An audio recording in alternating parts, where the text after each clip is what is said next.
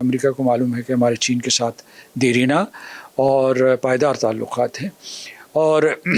اسی طریقے سے جو ہے امریکہ کے ہندوستان کے ساتھ بہت گہرے تعلقات ہیں۔ تو ان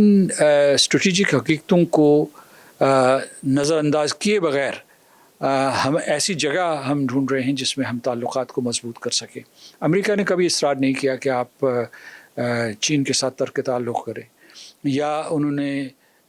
چین نے بھی ہم سے یہ نہیں کہا۔ امریکہ بھی چین کے ساتھ اپنے تعلقات کے سلسلے میں محتاط ہے۔ امریکہ جو ہے پاکستان اور چائنا کے تعلقات کو لے کر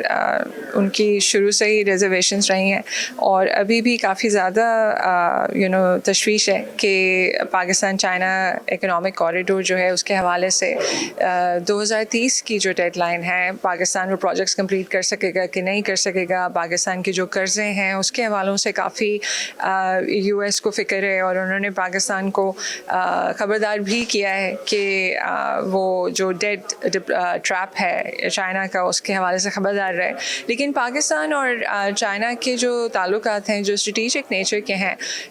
مجھے نہیں لگتا کہ اس میں کوئی فکر کرنے کی ضرورت ہے کسی اور کنٹری کو، اسپیشلی دا یو ایس۔ میرے خیال میں یہ جو چیز ہے نا کہ چین پاکستان جائے تو اس کو امریکہ کیسے دیکھے گا، پاکستان امریکہ آئے تو اسے چین کیسے دیکھے گا۔ ہمیں اس سے نکلنا پڑے گا،